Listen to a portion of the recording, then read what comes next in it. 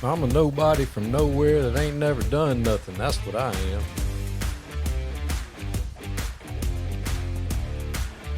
An old head. These young coaches, I tell you what, I can't figure these jokers out. They got a backpack on and tight something. I don't know what they're doing. They're getting on my nerves. I can tell you that. I know what ain't in the backpack. A string and a let me paint that line for you. That ain't in there. That's for sure.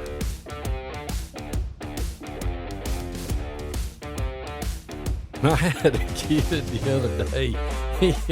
He said, "Hey, Coach, didn't Christopher Columbus write the Pledge of Allegiance?" I said, "He sure did. He also played quarterback for the 1985 Chicago Bears." He said, "Bet." That happened. Sun Coaches, Season 6, where coaches come and tell their stories. Some of them are funny. Some of them is going to help you in your coaching journey. Not everybody has a funny story, but everybody has a story. Hope you enjoy Sun Coaches, brought to you by Titan Sensor.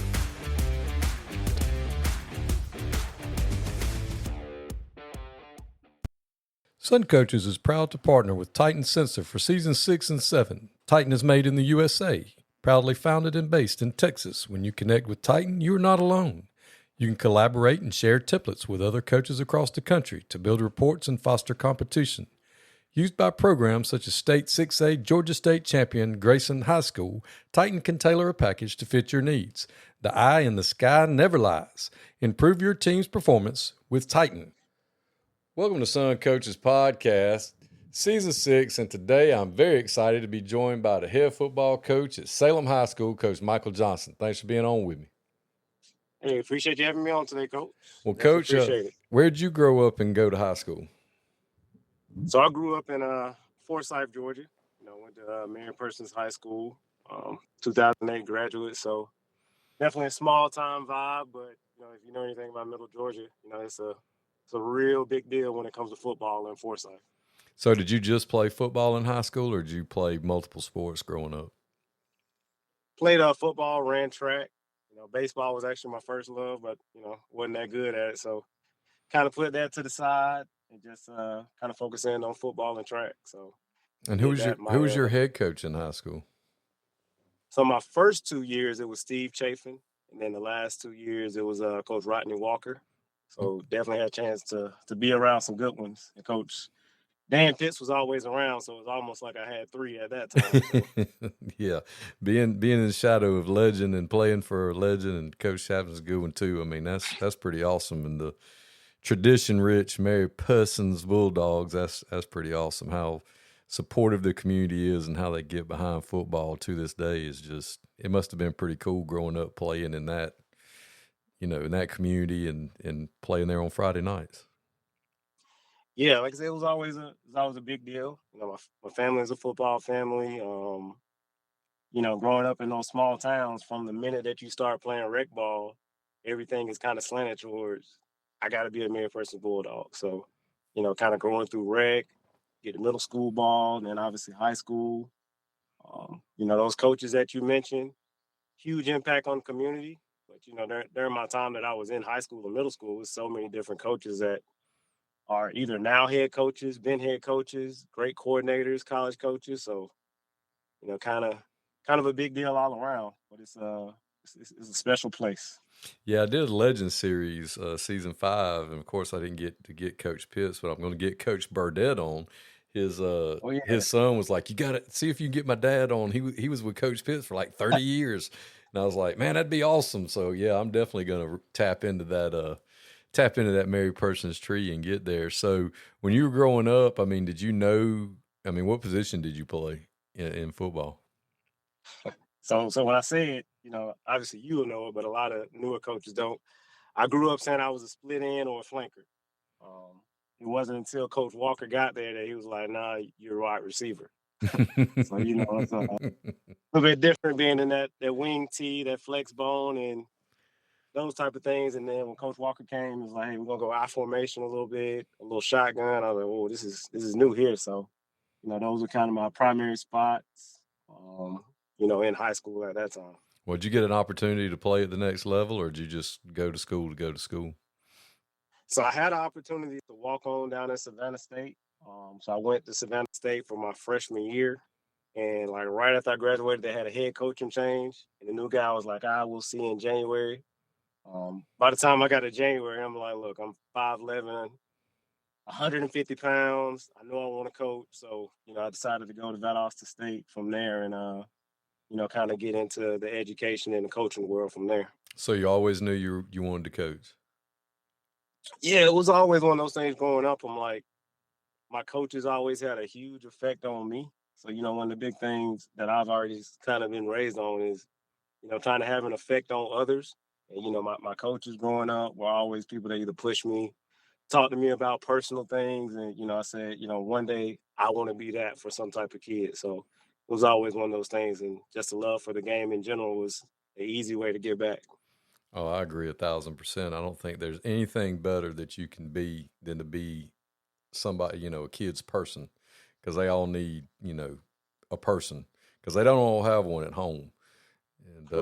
And we can be that person for a lot of these kids. And that's awesome that that's what drove you to do that. So you're at Valdosta State and finishing up your degree and everything. So what was your first coaching job in college or coming out of college?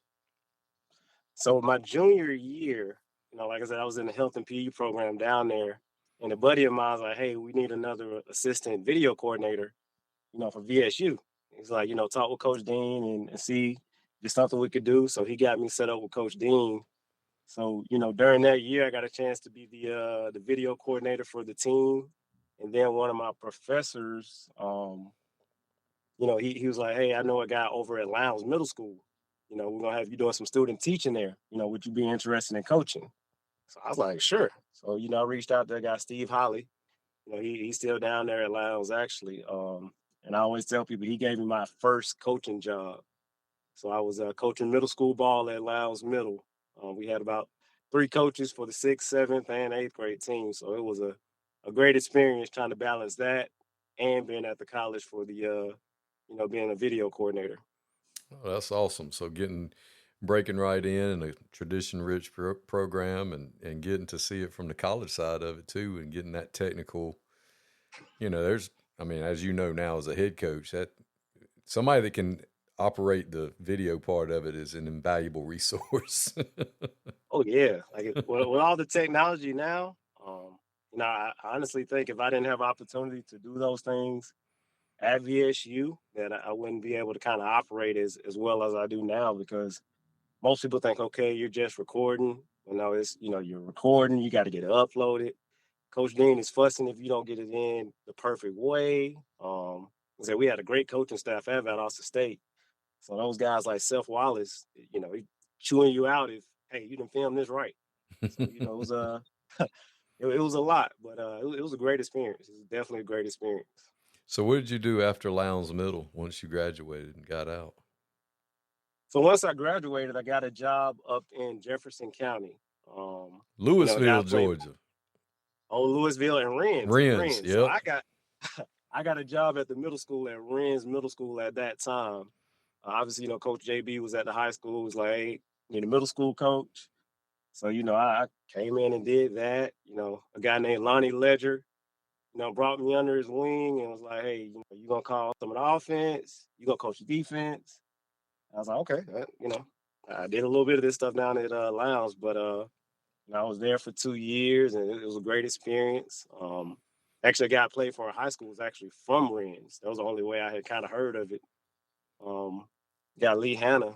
So he was one of my DB coaches when I was in high school, and he was from the area. So, he was kind of familiar. And we played against Jefferson County actually my sophomore year in high school. So, it's definitely a small town that most people don't know about. So it was very, very interesting the first 2 years. Yeah, I'm from Evans, and when we go back home, my parents are still living in the same place. And when we go back home, we'll go through Rennes before we turn to go to Harlem, to get back to Columbia County and go that way through Rennes and Jefferson County. And they've always been an interesting place, hotbed of talent. And Coach Arnold did such a great job for years when he was there. And so you're there for 2 years. So where did you roll off to after Jefferson County? So my second year when I was there, I got a call from Coach Allen, and he's like, "Hey, I'm over at Baldwin. We just went to the second round of the playoffs. We only had 4 coaches. I know you played receiver for me in high school. Would you be interested in coming over? Got a middle school job for you and coach at the varsity level." And I was like, darn right. So, moved I moved to Eatonton and I coached over with him for 2 years at Baldwin. We had some good times. Able to make the playoffs both years. Was able to work with some really good guys because Ronald Owens is actually a basketball and football coach now down at Turner County. He taught me a lot about the game. I kind of tell people all the time, Sunday meetings, because again, all I knew was receiver play. When we would come in for Sunday meetings, he'd be like, all right, draw up the offense and the defense, for the upcoming week. And I've seen zero technique, one technique, three all those things. I had no clue what that stuff was supposed to be. So I just be able to kind of freehand and he's like, no, put this guy here, put this guy here. So that really taught me a lot about the actual game of football outside of just, perimeter play. So those 2 years were definitely a huge effect on my coaching career. That's awesome. So you're really being developed as a coach. You're moving up the progression. So after your 2 years with Coach Hannah, who you were able to play for, what were you able to do after Baldwin? So after Baldwin, I had sent out a bunch of emails. I say it's kind of old school, but I sent out probably 50 different emails. I didn't know where half of these head coaches were at. Some of them weren't at the same schools. So I got a few emails back. And Coach Jared Laws actually emailed me back. He's like, hey, Coach, I got a position, pass game coordinator, work with our receivers. We got a good group. And the crazy thing is I email him at the Our Lady of Mercy email. So he tells me to come up and interview. I'm like, let me look up a few more things about Our Lady of Mercy. He's like, no, Coach, I'm at Salem now. He's like, I was there a month ago, but now I'm here. So, I come up and interview with him, and man, I ended up being there for 4 years. Came in as a receiver coach, working with the quarterbacks. He's teaching me some of the things that he knows from the passing game and offense and defense. This is really when my eyes are kind of getting widened to the whole game. Even while I was there the first go round, coaching offensive line for a while. So, I coached with him there for 4 years.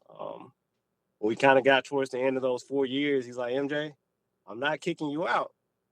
But when you start kind of doing the job the same way I'm doing it, it's almost time for you to start branching out a little bit. So, he kind of pushed me to look for, my first head coaching job. I had a great time coaching with him because I always tell him, I said, you taught me so much about the game, how to talk with kids and deal with parents, all the things that people that want to be head coaches don't think much about. He taught me and gave me a lot of those responsibilities early on. So, he kind of pushed me out the nest. I got an opportunity up in DeKalb County to be a head coach. So I went to Towers High School. First workout at Towers, I had 3 kids. I was like, okay. Got to spring football. I had 14. I said, all right, it's going to be a little different.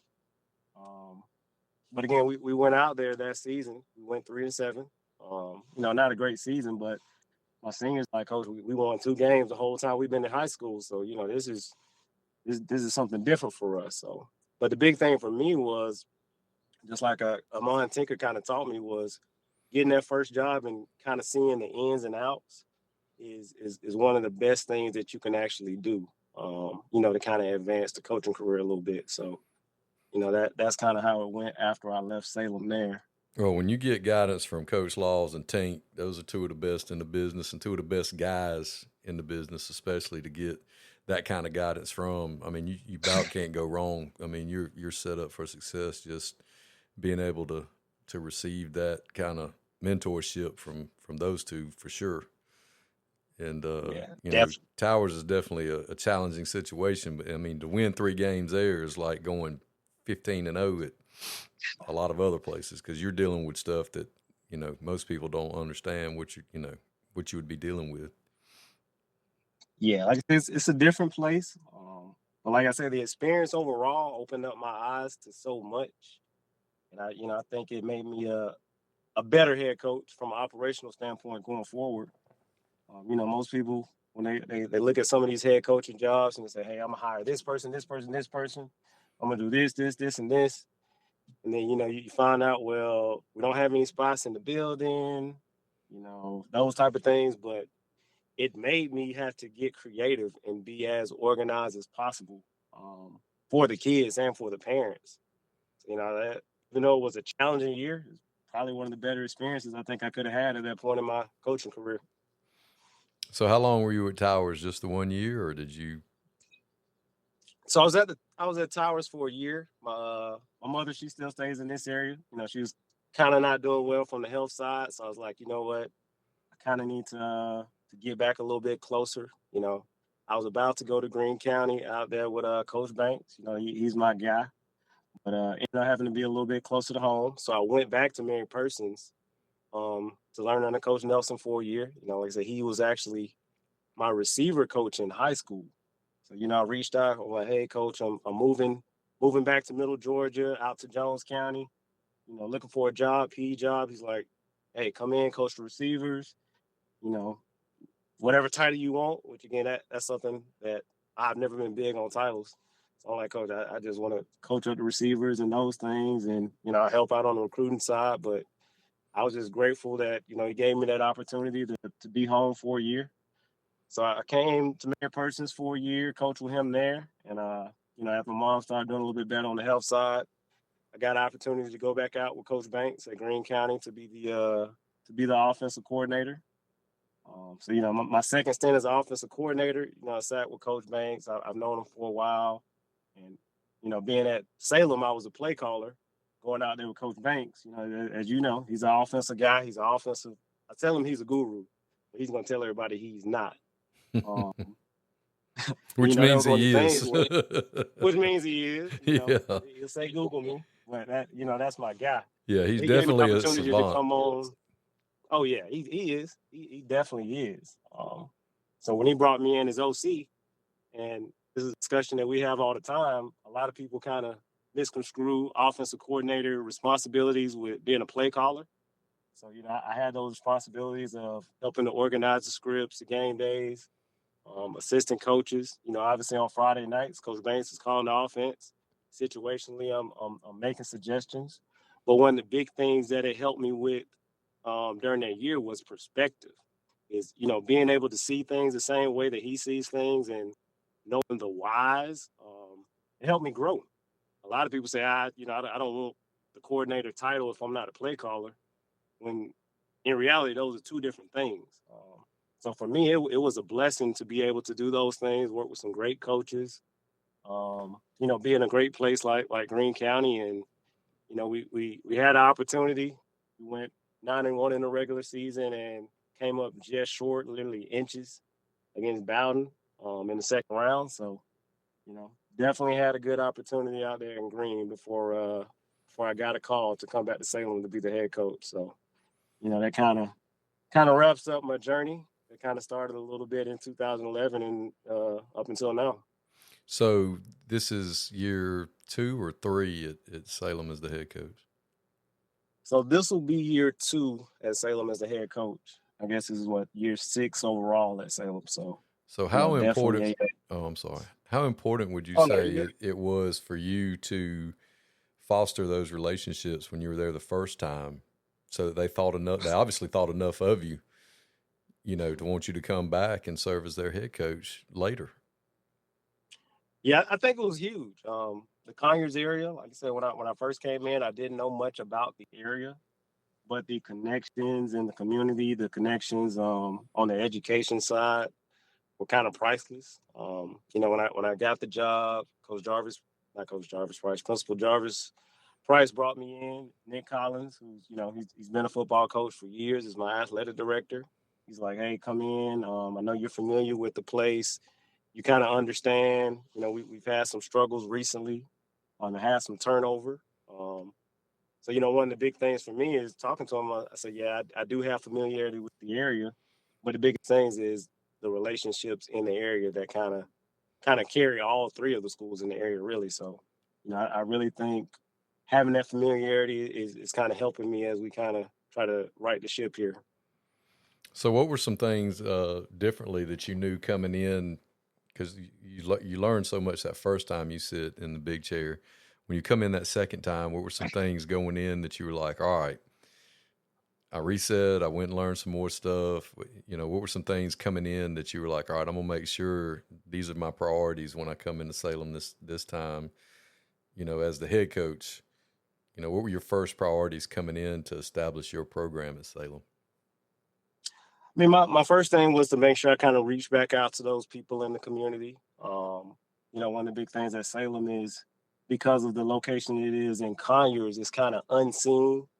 So with that being said, kind of reaching back out to those people, establishing those relationships in the parks, establishing those relationships at the middle schools. Same thing with parents, because a lot of the players that I actually coached the first time at Salem either had siblings that were in the school system already, as far as high school, and some were in middle school, and just kind of like, hey, we got familiarity. The things that could happen here at Salem, things that have happened before in the past, and let's see if we can kind of build upon that.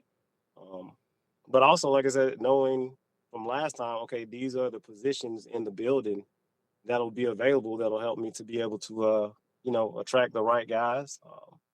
So my first year last year, I was able to bring in some guys. They always say one of the most important things that you do is find your line coaches and find your coordinators and your strength guys. So I had a great opportunity where my principal allowed me to bring in a guy who would be my DC last year and be a good strength coach. And just kind of got the ball rolling. So those are just some of the other things. Understanding the parent perspective. Parents nowadays are different. A lot of people like to say parents and players now are, all negative, but I think just understanding the needs of these kids, the needs of the parents in this area, has helped tremendously as far as just pushing forward those relationships and getting the buy-in all around. Yeah, I'll agree with that. I wouldn't say they were necessarily negatives. That it's just different. It's just a different time. I told our kids today that they're in an unprecedented time as they're going, and their aspirations are playing at the next level where they are looking at getting paid to play college football, and they're going to have to kind of change their mindset on how they think about things and present themselves and language they use and things like that, because you're asking other people to invest in you and just trying to put that piece in front of them, get them to understand, your language and your culture in the locker room cannot be the same thing it is in the meeting room. And, when it's your time and you're with your guys, that's your time. I get it. But when you're out in public and things like that, you're going to have to dress it up a lot.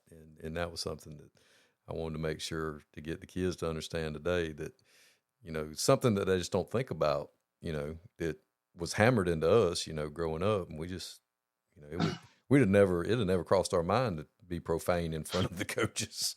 It's just wasn't a thing, and now they don't even, you correct them and they're like, oh, my bad, coach. Cause they just don't realize, you know what I'm saying? They just don't realize. I mean, there's not bad kids. They just don't.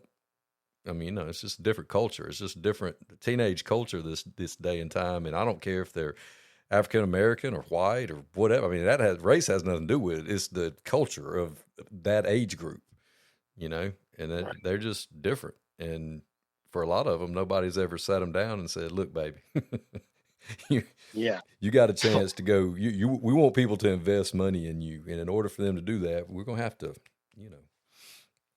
dress it up." So that's awesome, reaching out and getting them. And I agree with you 1,000%. I think it's just different. I mean, it's not bad. It's just different. So I think that's awesome.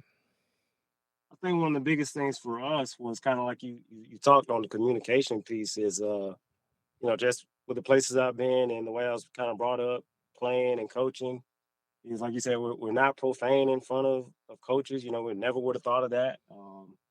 The way you communicate, whether it's via text, DMs. So I kind of tell people this a little bit. One of my biggest things from last year to now is if the kids will call or text or email, some of them like, yo, coach, and all these things. And I think they kind of got to the point where after I kept hammering home, hey, I'm not going to respond to your coach. If you're in a professional setting and you're reaching out to a college coach, he's not going to respond either. When you start going to these job interviews, they're not. So one of the things I would see is if a kid did text like yo coach or something like that, I would either see them correct the text or send another coach saying, I apologize, coach. Good morning. And then kind of go forward from there. So, it's one of those things that some of the kids just don't know.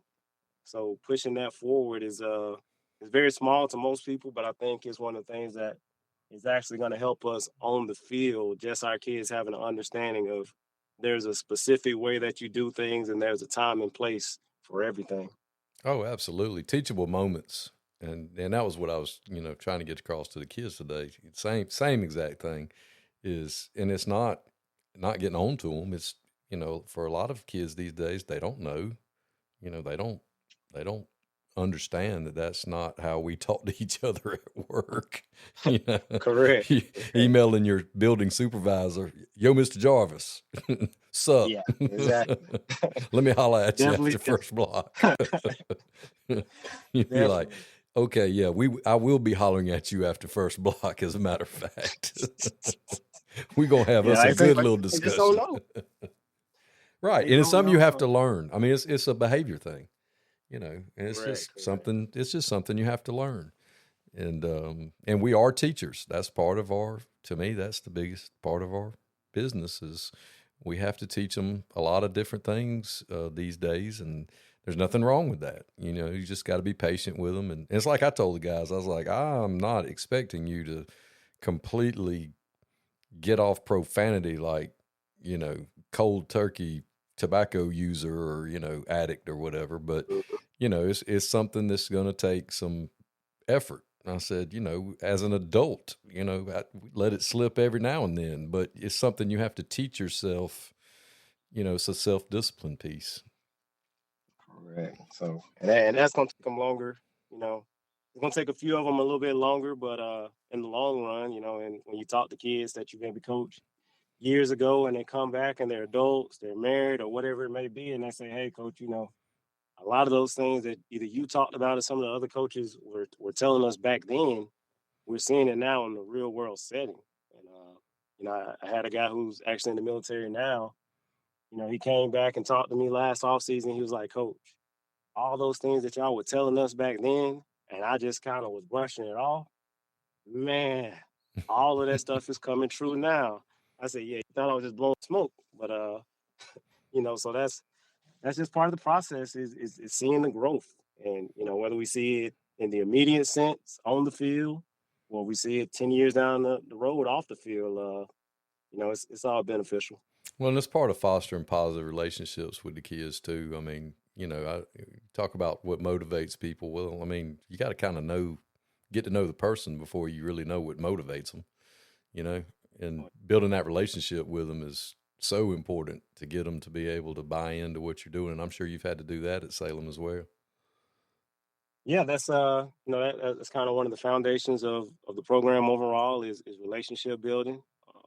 Every coach that I brought in either last year or this year, one of the first things I ask them about is how do they build those relationships with kids, how they build those relationships with admin, other teachers, people in the community. I can tell some guys who may be fresh into coaching, I can teach you ball or I can send you information to get in contact with people on that side. But if you're a great person first and foremost and a great relationship builder, you've kind of hit the jackpot already. And if kids understand that you care about them as a person first and foremost, and it's not always just football, football, football, then like I know that kid will go out on Friday nights and give it a little extra just because he knows that you care. And these kids, for the most part, do not want to let you down. They don't want to let themselves down, but they definitely don't want to let you down if you've already kind of fostered that positive relationship with them. Absolutely. So how was were you able to do spring your first year at Salem?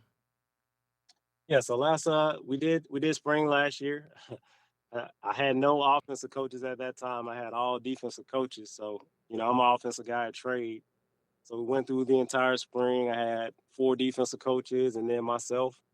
So it it was a lot at that time, but the numbers were good, the vibes were good. We knew that there wasn't a lot of confidence, just from the returning year, coming off of a 1-9 season and some down things. So the big accomplishment or big goal for last spring was, let's see who wants to compete. It doesn't matter if they're incoming freshman or they're a rising senior. Let's kind of start setting the tone now, so that down the line it's kind of established. This is the way that we'll practice. This is the way we'll prepare.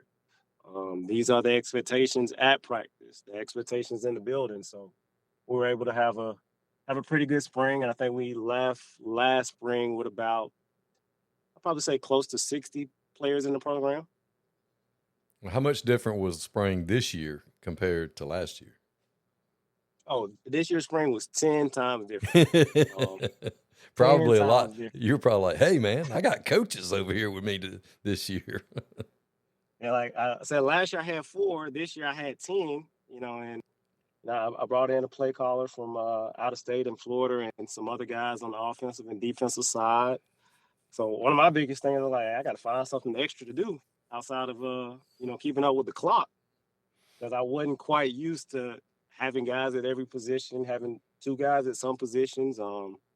We're kind of able to stay within the confines of practice on the schedule, because I wasn't having to slow everything down and do everything on my own. So, like I said, the kids understood now the kind of the standard, the expectations of how we practice, the speed and tempo of practice, and just how to go about it in a better and professional way. So it was definitely a much better spring overall this year than it was the year one. Did you guys get to play a spring game, or did y'all inter-squad it? No, we played a spring game against Money's Mill, and they were kind of in a situation where they had just had a head coaching change. So when me and Coach Coleman had kind of talked, we were like, hey, we're both young. Let's get these guys out here, let them compete. Just go from there. One of my big things with playing a spring game this year is, to me, a spring game is basically a glorified practice. It's an opportunity to see some kids, some competitive situations against another team. Let's see some situations. How do we react? How do they react? And that was kind of the same wavelength that me and Coach Coleman were on. A lot of these other schools, and when you got those Jimmys and Joes, that's definitely what you should do. But you got some places where a spring game can be a Super Bowl, and it's not always an indicator. What you do in the spring will always follow up in the fall. So we're able to get a lot of quality reps. We're able to put some, I say, good mistakes on film, because it's stuff that as I go through this summer and we get to the fall, I can always refer back to. We had some situations where we had some touchdowns called back. And then when I had this kid at workouts today, he's like, you know what, Coach, I understand why I'm not supposed to be down the field as a guard if it's a passing play, and those type of things. So, definitely, I say overall, a really good spring. Awesome. So how does summer look for you guys? I know you told me off air that y'all were doing 3 days to start out with in June, and then kind of ramping it up as we get closer to July. So you got OTAs and 7-on-7s and those kind of things scheduled for the guys, I'm sure. Yeah, so actually tomorrow we're actually going up to Griffin to do a little bit of 7-on-7 and those things. So like I said, we got a good 12 days of work this summer. Every day we'll make sure we get a good lift in. Whether it's a competition day, we're going to go to UGA next week and have a couple of play dates with Green and Central Macon, and just a lot of competitive situations for our kids to grow. I brought in a strength guy from down at Chris County, Coach Williamson. He's really good at what he does, and one of our things when me and him talked is, even though we're going to have a lot of these competitive situations in the summer, we've got to make sure our kids touch some type of weight each and every day. So if that means we got to come in an hour early before 7-on-7 to get an extra lift in, that's what we're going to do. Because we're young. We're young, and our guys are hungry, and they need that developmental piece on the strength and conditioning side. So a lot of good work this summer coming up. I'm excited about it. So how does the region look for you guys this year? So our region is got a smaller region. It's Columbia, who was a region champ last year with Coach Barnett, Coach Brown over at Miller Grove. You got South Atlanta with Coach Franklin, and then we have Redan with Coach Williams. So we actually only have a five-team region. A lot of those guys, in that DeKalb area, they have a lot of talent. Coach Barnett and Coach Williams, those are guys that have coached for a while at a high level. Coach Williams being at Southwest DeKalb in the past. Coach Barnett is kind of turned Columbia into one of the better two-way programs in the state. So, it's always good to kind of see, hey, this is the standard that's current, and this is the standard that we have to kind of chase. So, a lot of good coaching and a lot of good athletes in our small region. And what are some things you think as a younger coach now that in your second stint that with the current landscape of high school football in the state of Georgia, what are some things challenging that you have to think about or deal with that maybe they didn't have to think about back when you played? I think it's always the elephant in the room. We got the different GHSA rulings and meetings coming up here soon, but one of the biggest challenges is the transfer thing. Again, I get it. Some people benefit from it. Some people don't benefit from it. It's kind of where today's game is, but that's a challenge. Having to check in with your kids over the dead week, like, hey, you still gonna be here when we come back in June, or X, Y, Z. So that's always a challenge. Parents having an understanding of why we need to be present for certain things. And kind of you talked earlier off the air is the calendar with NCAA has changed so much. So with so many different things going on in the month of June, where it's a lot harder than back in the day to get guys to be there. You got college camps, you got official visits, all at the same time that you're trying to get your work in for the summer, and it's already a little bit more compressed because we've got 2 dead weeks and those things. So I think those are always big challenges, but I think we've done a good job as a coaching staff being able to preach to our kids through the whole offseason the importance of not missing. I mean, you get 12 opportunities in June for us to get better, and why not take advantage of all 12? So that's the big thing for us. Some of those challenges that you see everywhere. Yeah, one thing I always talk about when I get metro coaches on here, guys that coach in metro areas, is how much different it is as far as you can throw a rock and hit a school, right down the road, where when you grew up, Mary Persons, where are you going to go? And you're going to have to get in the car and drive somewhere if you're going to go somewhere. You know what I mean? You couldn't just, there wasn't another school 4 miles down the road or, 10 miles down the road, stuff like that. And then just all of the other things that kids have. I mean, you have restaurants. I mean, there's places to eat. I mean, they got stuff to do. I mean, there's opportunities for them to do so many other things, in those areas these days, and just trying to, give those kids a good experience and a good opportunity. I think that's something that you guys have to. And like you said, growing up for you, it was, I'm going to play at Mary Persons on Friday night, and that's important. And I'm not saying it, not at Salem per se, but at some of the, in metro areas, that not necessarily, it's not so much that, oh, I'm going to play for Salem when I grow up, because or I'm not going to play for, Blue High School when I grow up, because there's so many other things in the area and there's so many other things for them to do.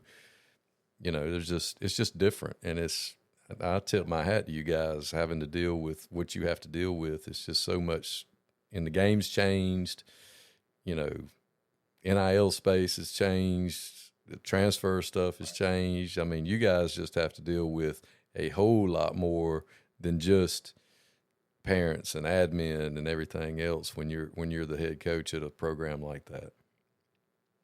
Yeah, it's one of those things that when you have your parent meetings and your player meetings, and even with your coaches, is making sure that here at Salem the experience is as high class as we can. You know, has it had a whole bunch of success in recent years? No, it hasn't. We didn't have a lot of success last year on the field in my first season back. But the big thing is, okay, how can I make sure that our student athletes that walk through these halls at Salem have the best possible high school, experience that they can?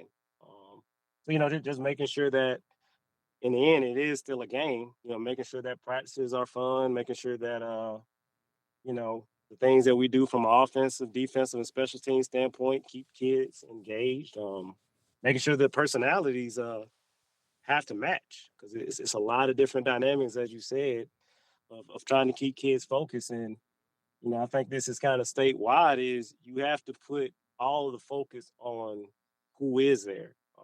I think a lot of times, and this happens at the college level and high school level, a lot of the focus is on people that aren't there, the guys that left, and those type of things. Again, that's life. When you're at jobs, people leave. So that's something you're going to experience in the real world. But you have to put a major focus on the guys that are there and make sure that you're pouring into them each and every day because you never know how things kind of shake out in the long run and what they're going to actually build from that in the future.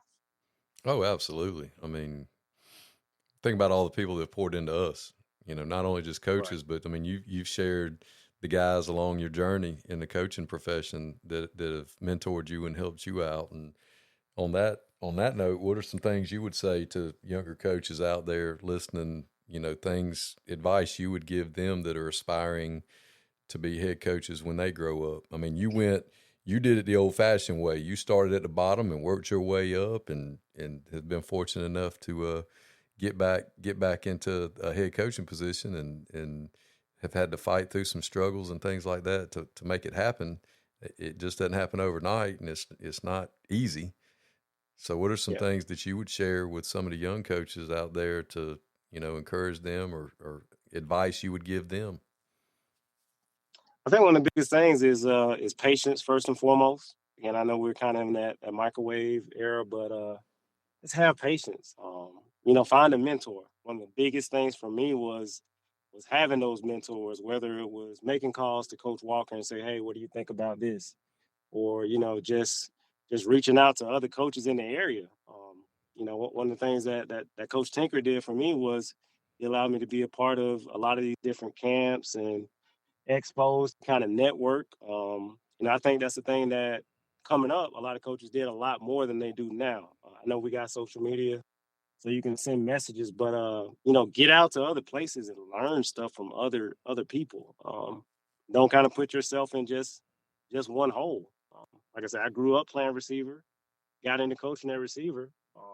Probably my most fun year was coaching the offensive line. Learn something different, get those mentors, and just make sure that at the end of the day, you have something to kind of hang your hat on. When people bring you up, it's not always just about football. Obviously, yeah, we are football coaches. But again, being men first, being educators, being leaders in our buildings, our households, and all those things is more important than what your title is. I don't knock anybody that wants to chase titles. I have guys on my staff who have titles. But I think one of the biggest things is no matter where you are, is learn everything you can from that head coach, those guys on staff.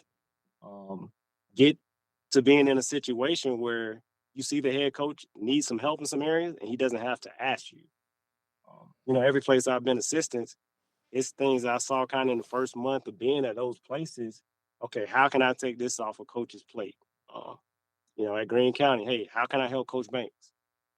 At Mary Persons, hey, Coach Nelson shouldn't be the guy that's in there washing clothes in between each lift. So every day I just kind of came in and did it. It was never something that he had to say, hey, Mike, come in and do these different things when it comes to clothes and laundry. It's just one of those things that, hey, I see something needs to be done, just kind of do it. So, those are just some of the things, a mentor and taking those responsibilities and being the best that you can at whatever you are at that moment and not rushing it. Yeah, I like what you said about, showing people that you're something besides a football coach. I live on a golf course, and one of the guys I play with on the weekends was like getting on to me because I don't practice and I only play once a week with them or, maybe twice. And he's like, man, if I lived on a golf course, I'd play every day. And I'm like, I didn't say it, but I'm sitting there thinking, well, I have other things that I like to do. I mean, I like to read. I like to, I do this. I coach. I have, my son. I like to spend time. I have other things that I like to do. And you say that Right. you would just do that all the time, but I think it's important that you do have other things that you do, and people not only the people you work with, but it's important that the kids see that you do other things besides just that. I think that's part of building those relationships with those kids too. No, it definitely is. I talk to my kids all the time about, what are things they like to do. And like I said, I stay out here in Gray. It's not much out here in Gray, but I talk to them about, hey, have you tried this type of stuff at different restaurants? I like to just sit out in my backyard and just listen sometimes. But I think kids actually genuinely enjoy when they're able to get a small glimpse of some of the things that you like to do outside of football, because it helps them understand, okay, coach is not just here to have us do XYZ every day. Talking to them about different experiences. We had a kid today, and I'm new at the school I'm at now, and he was wearing a Punisher comic book T-shirt and had the Punisher's logo on it. And I don't know his name yet. And I coach offensive line. He's a skill guy. I don't really know. I don't know him. We got 80, 90 kids. I've been there 7 days. And I was like, the Punisher. And he just lit up. He was like, oh man, I didn't think anybody else would know who this was. And I was like, well, I'm kind of a nerd. I like stuff like that. And man, we just had, he was like, me too, man, coach. And he started telling me about, what he likes, comic book stuff and cartoon, just stuff like that. And some of the other coaches are looking at me like, really? And I'm like, well, this is how I talk to kids. I mean, this is how I can get them to, because I am a Star Wars nerd, and I am, dragons and elves and stuff like that, and comic book stuff. And, and it's a way that I can talk to the kids and show that, hey man, that's cool. I mean, at least he knew, because most of them, they're wearing something and you say something, they're like, oh, I don't know. I just grabbed this shirt. I don't know what this is. They got no clue. They just kind of saw what it looks like. And so, it's those type of things that 10 years from now, I'm like, man, I remember when I sat and I talked with Coach Lamb, and he knew who the Punisher was. And I wasn't sure that anybody else on the staff probably knew, or anybody else in the building knew. Well, you know how old coaches are. That's what his nickname's going to be for me now. Every time I see him, the Punisher. Definitely. And he's a linebacker, so, I mean, that's a perfect nickname, I think, But, I mean, it was just fun. It was just cool to see the way his face just lit up, like, oh, man, somebody gets it. They know, they know that he noticed, he knew, he knew I got somebody else I can talk to about this kind of stuff. And I mean, I don't know a lot about it, but I'll sit there and listen. I'll let him talk to me about it all day. Right. And like you said at the very beginning, being that person for a kid, I think is something that you're definitely doing, and that you're showing that you're pouring into those kids at Salem. And for you to want, not only them wanting you to come back, but for you to want to go back. I think that says a lot too about, the impression that those people had on you when you were at Salem. Definitely. Like I said, I tell the kids all the time, they said, Coach, you stay way out in Jones County? I said, yeah. I said, why you want? I'm like, this is a place I want to be. I've been here before. I just kind of love the Conyers area, and I think them understanding that it's a place that you want to be, and you want to come in and pour into them every day is going to help. Hopefully it pays off on the field, but I think in the long run it'll definitely pay off with them understanding that you care overall about the place that you're at, the lives that you'll affect, and the future lives that you'll have an opportunity to affect on and off the field. Well, Coach, with your mentality and the way that you present yourself and how you're running your program, there is no doubt the kind of effect you're going to have on it. And God knows we need a heap more men like you to pour into our young people these days. And I appreciate you coming on with me and sharing your story with us. And I can't wait to see what the future holds for you in this profession and what your football program accomplishes this fall. I definitely appreciate you having me on. Like I said, I've listened for years at a lot of the pods, see a lot of the message board stuff, and just getting the opportunity to get on and kind of talk ball a little bit with you, talk programs and all these things was just, it was a blessing. So I definitely appreciate all those kind words that you gave, and I'm looking forward to another great season. Thanks, Coach. All right, I appreciate you.